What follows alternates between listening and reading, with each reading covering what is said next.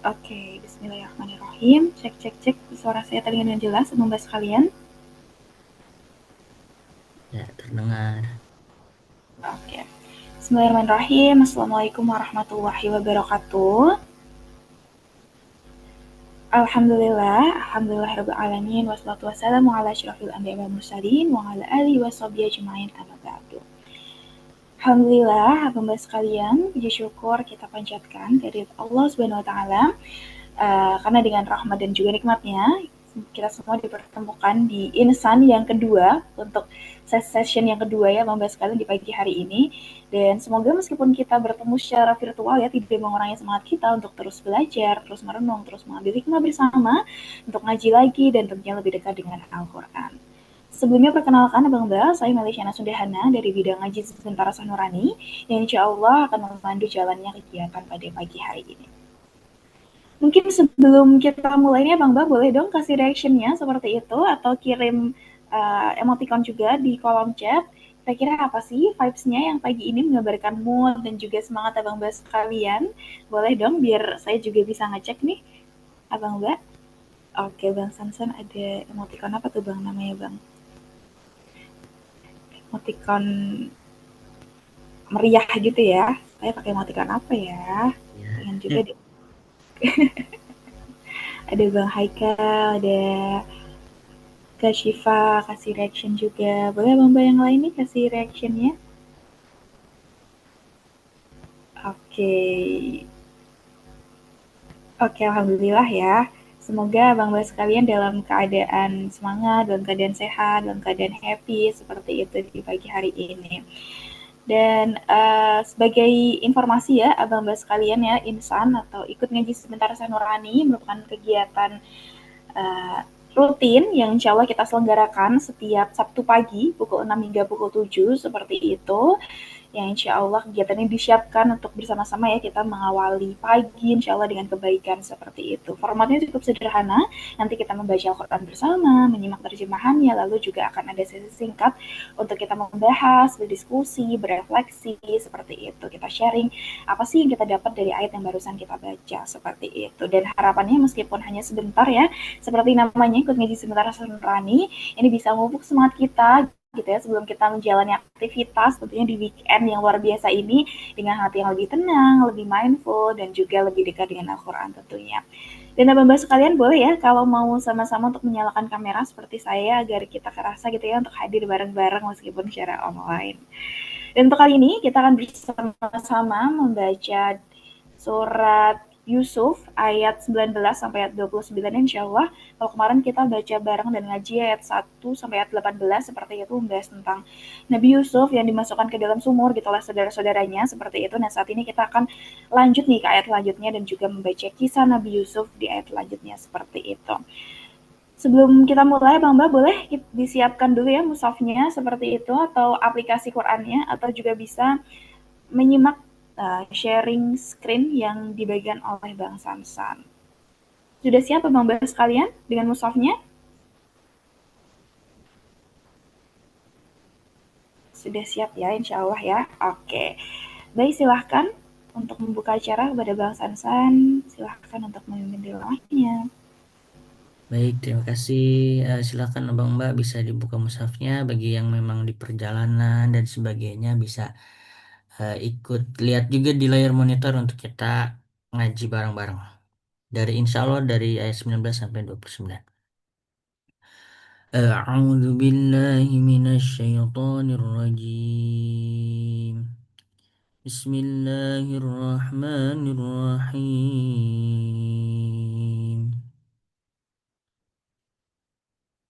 وجاءت سيارة فأرسلوا واردهم فأدلى دلوه قال يا يوش قال يا بشرى هذا غلام وأسروه بضاعة والله عليم بما يعملون وشروه بثمن بخس دراهم معدودة وكانوا فيه من الزاهدين وقال الذي اشتراه من مصر لامرأته أكرمي مثواه عسى أن ينفعنا ع- أن ينفعنا أو نتخذه ولدا وكذلك مكنا ليوسف في الأرض وليعلمه من تأويل الأحاديث والله غالب على أمره ولكن أكثر الناس لا يعلمون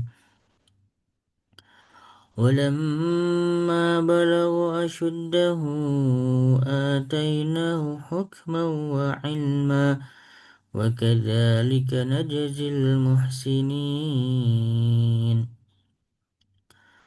وراودته التي هو في بيتها عن نفسه وغلقت الأبواب وقالت هيت لك قال معاذ الله إنه ربي أحسن مثواي إنه لا يفلح الظالمون ولقد همت به وهم ولقد همت به وهم بها لولا أن رأى برهان ربه كذلك لنصرف عنه السوء والفحشاء إنه من عبادنا المخلصين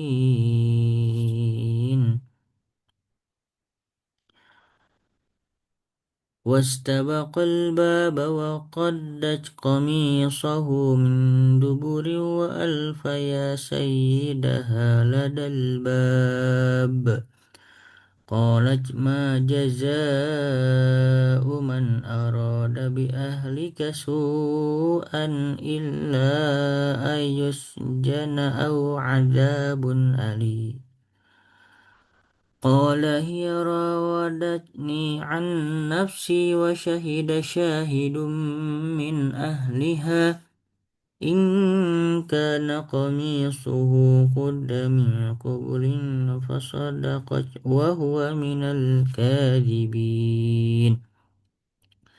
وإن كان قميصه قد من دبر فكذبت وهو من الصادقين فلما رأى قميصه قد من دبر قال إنه من كيدهن إن كيدهن إن كيدكن عليم يوسف أعرض عن هذا واستغفري لذنبك إنك كنت من الخاطئين صدق الله العظيم. Alhamdulillah, terima kasih Bang Samson sudah membacakan ya ayat suci Al-Quran surat Yunus, mohon maaf surat Yusuf ayat 19 sampai ayat 29. Oke, selanjutnya saya izin bacakan terjemahannya Bang Bas sekalian bisa kita simak bersama-sama.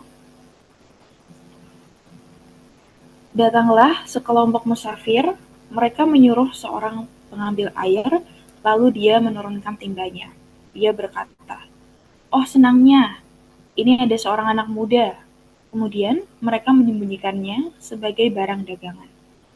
Allah Maha mengetahui apa yang mereka kerjakan. Mereka menjual Yusuf dengan harga murah, yaitu beberapa dirham saja sebab mereka tidak tertarik kepadanya. Orang Mesir yang membelinya berkata kepada istrinya, "Berikanlah kepadanya tempat dan layanan yang baik. Mudah-mudahan dia bermanfaat bagi kita atau kita pungut dia sebagai anak. Demikianlah, kelak setelah dewasa, kami memberikan kedudukan yang baik kepada Yusuf di negeri Mesir, dan agar kami mengajarkan kepadanya takwil mimpi. Allah berkuasa terhadap urusannya, tetapi kebanyakan manusia tidak mengerti.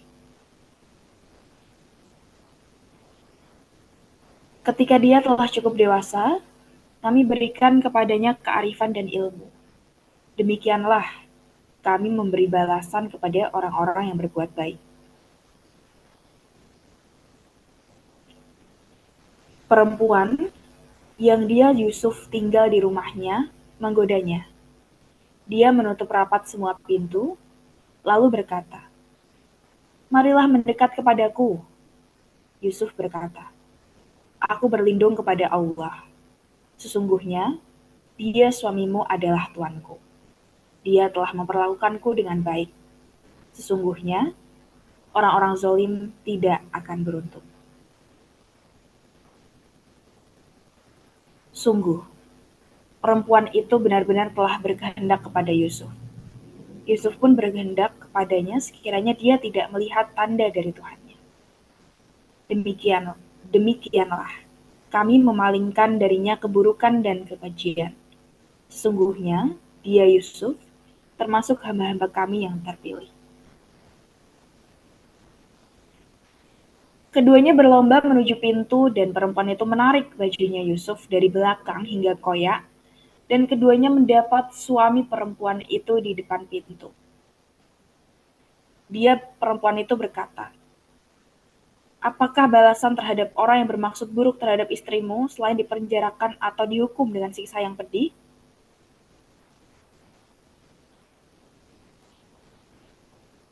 Dia Yusuf berkata, "Dia yang menggoda diriku." Seorang saksi dari keluarga perempuan itu memberikan kesaksian. Jika bajunya koyak di bagian depan, perempuan itu benar dan dia Yusuf termasuk orang-orang yang berdusta. Jika bajunya koyak di bagian belakang, perempuan itulah yang berdusta dan dia Yusuf termasuk orang-orang yang jujur. Maka, ketika melihat bajunya Yusuf koyak di bagian belakang, dia suami perempuan itu berkata, "Sesungguhnya ini adalah tipu dayamu, hai kaum wanita. Tipu dayamu benar-benar hebat. Wahai Yusuf, lupakanlah ini, dan wahai istriku, mohonlah ampunan atas dosamu karena sesungguhnya engkau termasuk orang-orang yang bersalah." Oke, alhamdulillah Bang Bas sekalian, kita tadi sudah membaca ayat Al-Quran dan juga membaca terjemahan dari surat Yusuf ayat 19 hingga ayat 29. Nah, selanjutnya nih Bang Bas, kita masuk ke selanjutnya yaitu ngobrol santai aja sih terkait dengan surat yang tadi kita baca, ayat yang tadi kita baca seperti itu. Jadi hari ini kita ngobrolin bareng ya Bang Bas sekalian dari ayat yang kita baca tadi, ada nggak sih gitu ayat yang paling ngena buat Abang Bas sekalian seperti itu? Mungkin tadi ketika membaca kayak gitu, ada yang merasa ayat ini relate gitu sama perjalanan kerja mungkin, studinya mungkin, atau bahkan hal kecil dalam kesehariannya seperti itu. Atau mungkin ada ke ayat yang bikin Abang Mbak keinget sama pengalaman pribadi, atau mungkin Abang Mbak ketika kepikiran kalau di posisinya Nabi Yusuf akan melakukan seperti apa yang dirasakan seperti itu. Boleh sekali ya Mbak untuk sharing seperti itu. Mungkin boleh, adakah yang mau mengawali Mbak sekalian?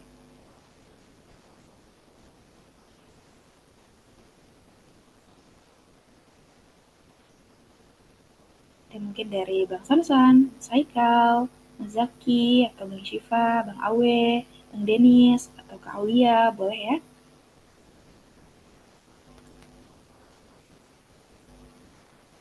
Atau mungkin dari Bang Samsan dulu Bang, boleh Bang sebagai pemantik Bang? Oke, boleh, boleh sedikit. Ya, oke Abang Mbak. Melanjutkan yang kemarin sebenarnya ya. Sebentar. Ya, kelihatan ya. Oke. Nah, jadi Abang Mbak, sebenarnya ini melanjutkan yang kemarin bahwa ini pemantik aja nanti kita diskusi ya Abang Mbak ya. Jadi kisah Nabi Yusuf ini di ayat-ayat pertama itu kan disampaikan bahwa kisah yang paling baik itu. Nah, kenapa ini kisahnya kisah yang paling baik ya ini karena akal manusia ini yang cerdas ini dapat mengambil faedahnya gitu kan. Ibroh lah intinya seperti itu. Nah, baru masuk di kisahnya kan. Kisah-kisahnya itu ada apa namanya ya? Iri lah dari saudara-saudaranya Nabi Yusuf alaihissalam kan. Bahwa Nabi Yusuf itu disayang lebih oleh ayahnya yaitu yang Nabi Yakub kan. Ya, ini agak mengulas ke belakang lah. Jadi ini kayak kayak awal ceritanya kan semuanya kayaknya udah tahu juga gitu. Tapi dari ibroh yang pertama itu dari sikap-sikap saudaranya Nabi Yusuf alaihissalam ini ada kayak semacam kronologis ketika orang itu melakukan kebohongan kan gitu. Jadi yang pertama membuat rencana kebohongannya dulu. Nah, ini dengan apa? Dengan memasukkan ke dalam dasar sumur. Nah, sumbernya itu ternyata sejauh 3 mil dari rumah Nabi Yakub alaihissalam. Nah, habis itu baru pulang saudara-saudaranya itu bersandiwara sambil nangis kepada ayahnya yaitu Nabi Yakub. Berarti kan satu melakukan sebuah kebohongan, kedua dilanjutkan dengan bersandiwara kebohongan selanjutnya kan. Lalu ketiga biar lebih yakin dikasih kronologis yang bohong juga bahwa katanya dimakan serigala pada bukan. Dan yang keempat dikasih bukti juga, buktinya palsu lagi kan, yaitu baju bersimbah darah. Tapi masa iya sih serigala memakan seseorang bajunya bersimbah darah tapi bajunya nggak robek. Nah ini jadi dari situ ketahuan bahwa ini hanya tipu daya gitu. Nah kisah selanjutnya ini juga sebenarnya kan berbicara juga soal bagaimana tipu daya itu akhirnya terungkap gitu. Kita lihat ayatnya ya. Jadi di sini kisahnya kan Nabi Yusuf alaihissalam itu akhirnya ditemukan oleh kelompok musafir kan dari sumur itu lalu dibawa dengan segera dan dijual sebagai hamba sahaya. Kenapa? Karena takutnya kalau nggak segera dijual nanti ditemukan oleh keluarganya, nanti diambil lagi gitu kan. Jadi secara konteks di sini Nabi Yusuf itu dijadikan hamba sahaya kan gitu sebenarnya. Kalau dari sini ya, makanya dijual gitu. Nah, yang membelinya itu namanya Kitfir Al-Aziz. Nah, ini Kitfir Al-Aziz katanya dikenal namanya ini. Nah, Kitfir Al-Aziz ini punya istri namanya Ra'il ya. Ada yang nyebut juga Julaiha ya kan. Nah, intinya Julaiha dan Al-Aziz ini tuh nggak punya anak. Intinya kan gitu. Nah, ketika ada Nabi Yusuf ini ya seakan-akan jadi punya anak lah kan gitu intinya. Lalu dirawatlah beliau kan Nabi Yusuf itu kan. Nah, ketika sudah dewasa, nah ini Allah itu memberikan kepada Nabi Yusuf itu kearifan dan ilmu. Jadi hukman wa ilman. Hukman itu hukama ya hukama itu arif. Arif itu semacam kebijaksanaan lah. Kayak gitu. Dan ilmu ini juga konteksnya nyambung sama kenapa beliau itu pada akhirnya Allah anugerahkan seorang nabi yang memiliki kelebihan untuk bisa mentakwil mimpi gitu. Karena ini ada kearifan dan ilmu yang Allah berikan. Gitu. Lalu ujian selanjutnya ya ini ujian duniawi ya sebenarnya ya. Kan kan kita kadang berpikir Gi- Nabi Yusuf alaihissalam itu kan manusia biasa gitu kan. Tapi kenapa beliau itu bisa terhindar eh dari hal ini gitu kan? Dari dari ibaratnya fitnah yang akan ditimbulkan kepada beliau kan gitu. Ya karena ini beliau dianugerahkan oleh Allah kearifan dan ilmu. Sedangkan Zulaihanya itu sedang dilanda Hawa nafsu kan begitu intinya. Kan ini. Jadi hawa nafsu di dalam diri kita itu bisa dicegah dengan kearifan dan ilmu. Artinya, hawa nafsu itu bisa dicegah dengan kebijaksanaan dan ilmu yang Allah anugerahkan. Gitu. Nah, dari sini ya ini tadi sudah dibacakan ya apa yang terjadi. Ah, dan yang jadi menarik adalah ada kesaksian. Nah, kesaksian jika bajunya koyak di bagian. Nah, ini mirip juga nih, mirip sama yang kisah yang di ayat sebelumnya.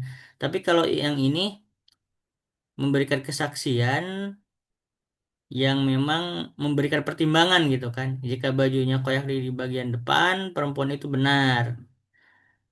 Dan dia Yusuf termasuk orang yang berdusta. Tapi apabila intinya bajunya koyak di bagian belakang, berarti perempuan itulah yang berdusta dan dia termasuk orang-orang jujur.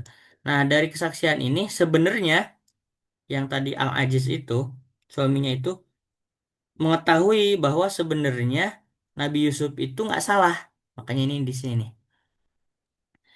Sesungguhnya ini adalah tipu dayamu, hai kaum wanita. Sebenarnya hai kaum wanita itu yaitu Ra'il atau Zulaikha itu ya. Nah, kenapa pada akhirnya Nabi Yusuf alaihissalam itu di diasingkan gitu lah ya. Karena kan disebutnya di penjara, sebenarnya bukan di penjara ya. Diasingkan itu supaya apa? Supaya sebenarnya Aziz itu tahu Nabi Yusuf itu tidak bersalah gitu kan. Cuma dalam rangka mengamankan Nabi Yusuf juga gitu. Kenapa? Karena nanti di ayat-ayat selanjutnya kabar tentang hal ini tuh tersiar kemana-mana lah gitu. Jadi supaya supaya Nabi Yusuf juga aman, akhirnya ya diamankan seperti itu. Sebenarnya seperti itu. Oke, itu ya ibaratnya di kisah episode sebelumnya Nabi Yusuf itu dizolimi oleh saudara-saudaranya. Nah, di kisah episode yang ini adalah Nabi Yusuf alaihissalam itu apa namanya? Ada kisah seperti ini gitu. Luar biasa. Makanya ini berepisode-episode yang itu ibrohnya sangat luar biasa gitu. Makanya eh, tadi kan disampaikan surat Yusuf ini kisah yang paling baik. Seperti itu. Lanjut diskusi Abang Mbak. Siap-siap. Terima kasih Bang Sansan atas tadaburnya. Cukup menarik sekali ya. Mungkin saya juga izin untuk sedikit flashback gitu ya terkait pertemuan kita sebelumnya kayak gitu.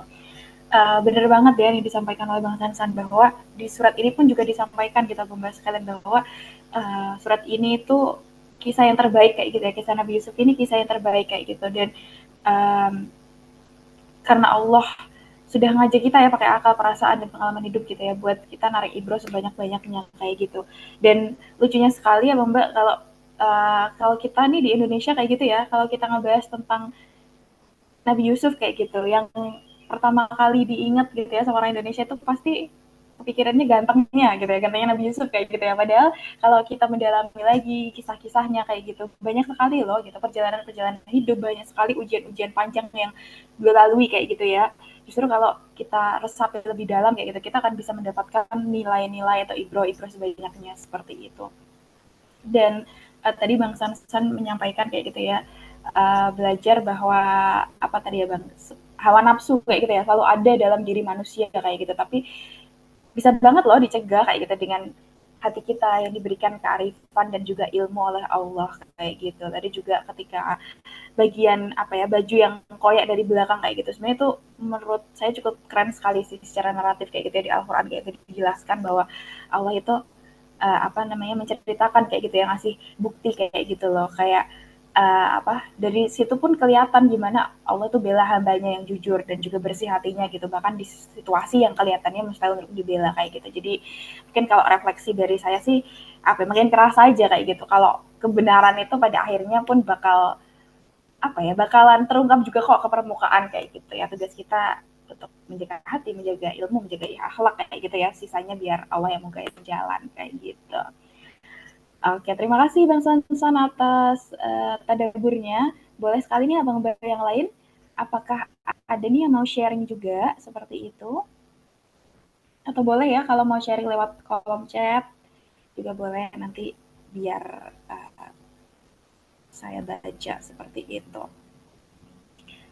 Mungkin sebelum itu Abang Mbak jangan lupa juga ya untuk mengisi presensi yang ada di kolom chat bit.ly hadir insan. Bisa disampaikan feedbacknya di sana juga.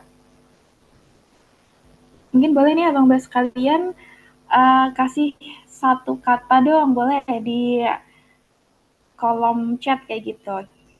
Kira-kira satu kata yang menggambarkan cerita atau kisah Nabi Yusuf yang kita baca pagi hari ini. Boleh dong Abang Mbak dikirimkan di kolom chat.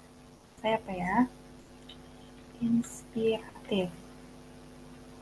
Kalau menurut saya sih inspiratif sih kisah Nabi Yusuf pagi ini yang kita baca. Mungkin Abang Mbak yang lain boleh membantu saya untuk mengirimkan satu katanya yang menggambarkan kisah Nabi Yusuf pagi hari ini yang kita baca. Di sini ada Mas Haika, Kak Syifa, Bang Awe, Kak Aulia, Bang Zaki, terus ada juga Abang Mbak ini RK 7 angkatan 3. RK RK 7 angkatan bukan ya? RK 3 angkatan 7 mungkin ya. Oke. Terbaik kata Mas Zaki.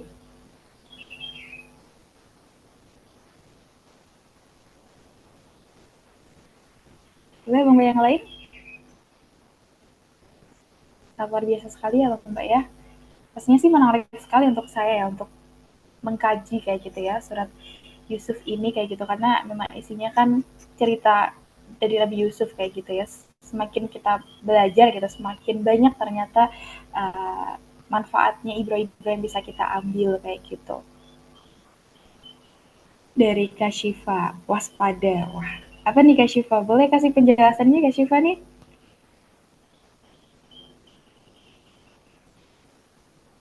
Halo, Assalamualaikum Mbak Meli. Waalaikumsalam. Ya, jadi yang sifat tangkap adalah kisah yang Nabi Yusuf itu digoda oleh perempuan gitu.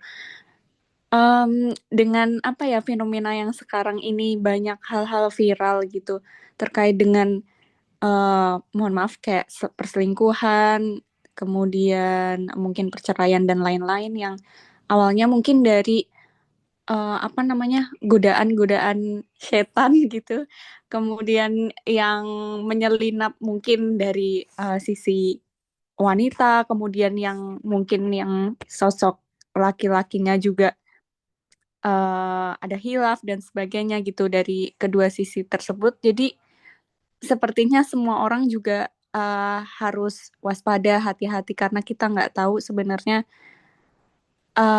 apa ya, godaan tuh bisa datang dari mana aja seperti itu sih.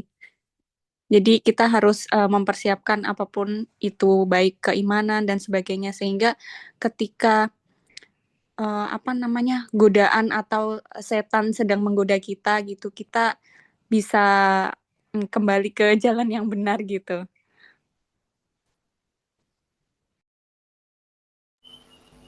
Siap-siap. Terima kasih Kak Syifa atas tadaburnya. Bener banget ya tadi ya, Abang Mbak sekalian yang disampaikan oleh Kak Syifa kayak gitu. Ketika Yusuf digoda oleh perempuan itu cukup relevan banget gitu ya sama fenomena sekarang ya, zaman sekarang banyak sekali isu-isu perselingkuhan, perceraian kayak gitu bahwa ngasih tahu gitu sebenarnya godaan tuh muncul dari mana aja kayak gitu ya. Dan yang tadi ketika dari kisah ini kayak gitu ya, yang ngena gitu dari kisah Nabi Yusuf ini adalah bagaimana cara beliau untuk menjaga diri dan juga menjaga integritasnya, menjaga kehormatannya kayak gitu ya. Bahkan ketika kondisi yang lagi digoda kayak gitu ya, pelajaran dari kita bahwa menjaga diri itu penting sekali kayak gitu, waspada dengan berbagai keadaan kayak gitu, sehingga nanti kalau ada godaan dari setan kayak gitu ya, kita tetap memegang nilai-nilai iman kayak gitu meskipun situasinya yang sangat-sangat mendesak kayak gitu ya. Siap, terima kasih Kak Syifa atas tadaburnya dan juga sharingnya. Boleh Bang Ba yang lain nih, adakah yang mau sharing lagi, tadabur lagi, boleh?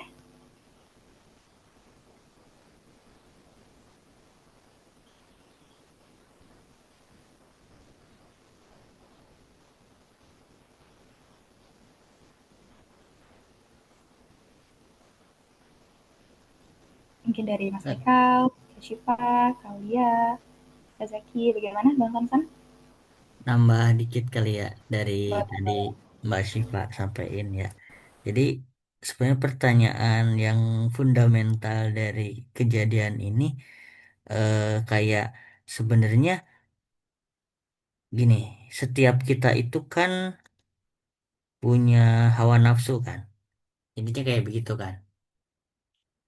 Nah, cuma gimana sih pembelajaran dari Nabi Yusuf ini sehingga beliau itu bisa lolos lah dari hawa nafsunya ini. Karena kalau dari sini sebenarnya Nabi Yusuf juga secara manusiawi juga memiliki keinginan juga sebenarnya kan begitu.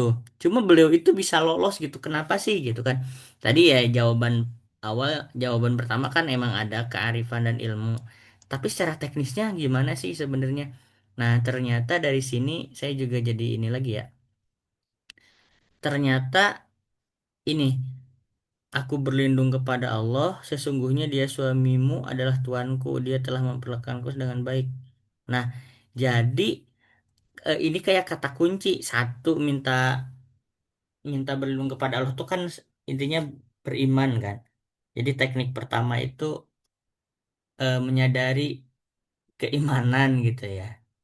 Ini kita diskusi aja ya. Saya juga belum tentu bisa mengaplikasikan hal ini, cuma kita sama-sama diskusi. Jadi satu minta perlindungan kepada Allah artinya kan kita menyadari keimanan situ. Yang kedua sebenarnya eh menimbang hawa nafsu kita dengan akal logika karena ketika hawa nafsu kita lagi ada biasanya logika nggak jalan kan begitu tapi Nabi Yusuf alaihissalam ini me- menguatkan logika beliau satu menguatkan keimanan aku berlindung kepada Allah kedua menguatkan logika beliau apa logika beliau ini logika beliau menyadari bahwa Al-Aziz yang tadi itu dia itu tuanku kan Nabi Yusuf itu hamba sahaya kan begitu.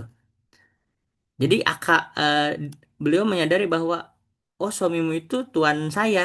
Masa sih saya eh, kan dia tuh udah berperilaku baik kepada saya. Masa sih saya melakukan sesuatu yang zolim dan ibaratnya malah dalam tanda kutip ya mengkhianati beliau gitu.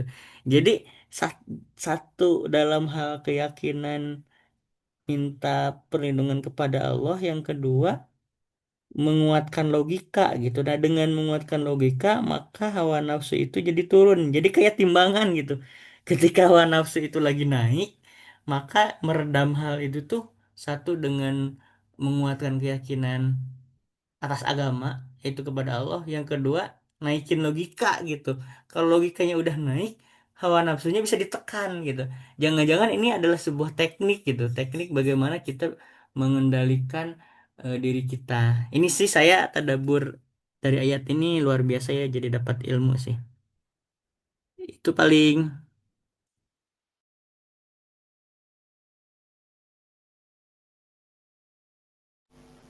Oke, siap. Terima kasih Bang Sansan atas tadaburnya. Tadi itu ya Bang Sansan keren sekali ya tadi menjelaskan kalau tadabur dari Bang Sansan kayak gitu ya kayak hawa nafsu itu pasti selalu ada kayak gitu. Terus gimana sih pembelajaran yang bisa kita dapat dari kisah Nabi Yusuf kayak gitu? Kalau tadi Bang Sansan menyampaikan kayak selain dari kearifan dan juga ilmu yang Allah anugerahkan kayak gitu ya, yang pertama banget yang paling utama kayak gitu kita minta perlindungan kepada Allah kayak gitu.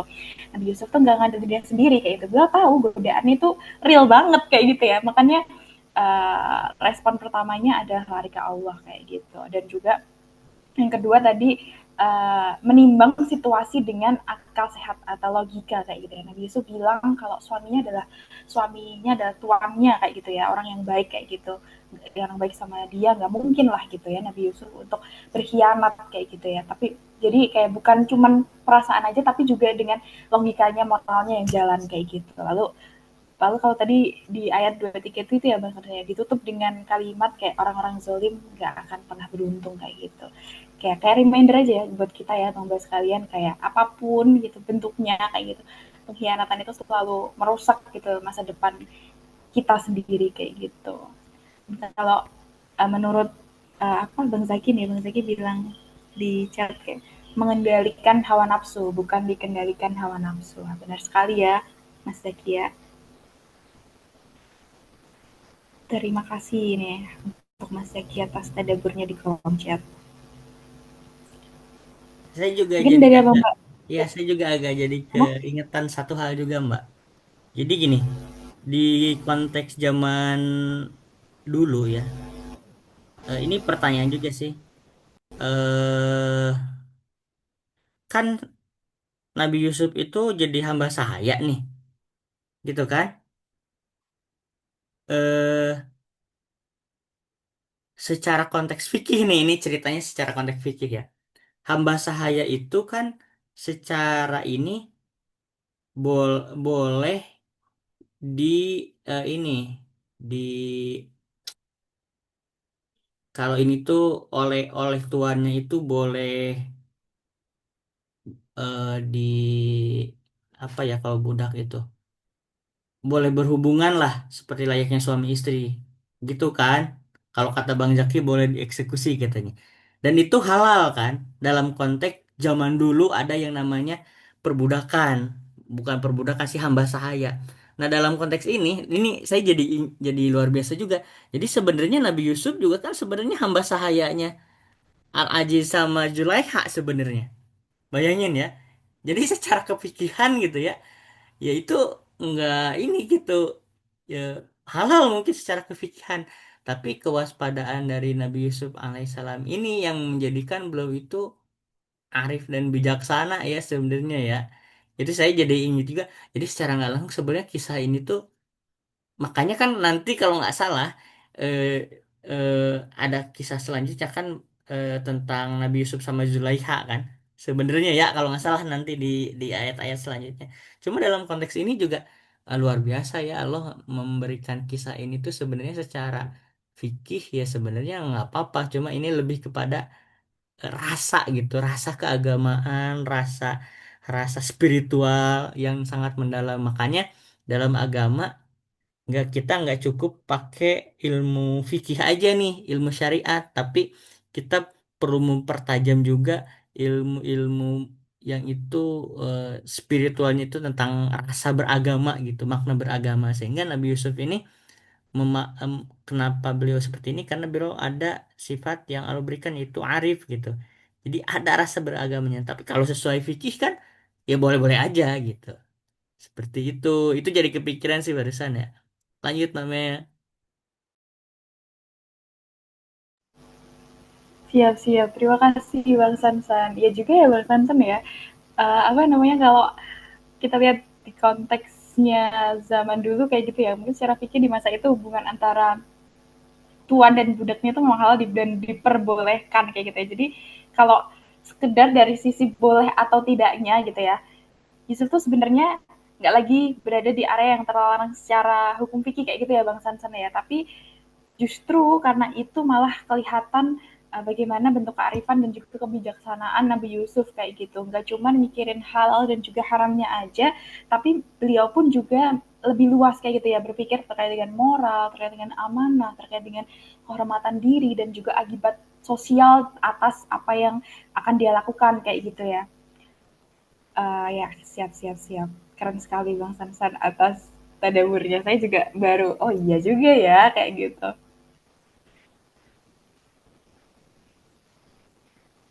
Oke, terima kasih Bang Sansan atas tadaburnya. Mungkin dari Abang Bayang lain, adakah yang mau menambahkan, menanggapi, ataupun sharing juga boleh?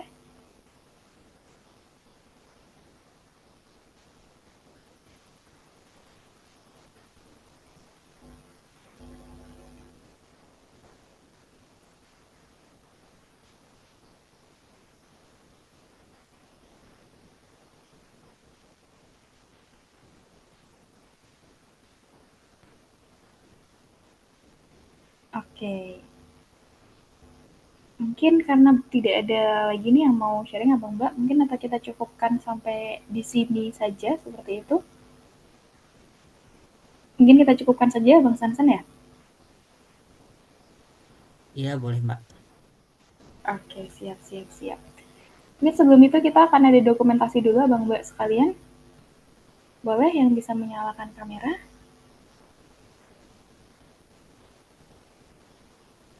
Oke. Sudah siap? Kita hitung dulu Abang Mbak, ada yang mau menyalakan kamera? Oke, terima kasih Kak Syifa. Kita hitung 3, 2, 1. Oke. Sekali lagi.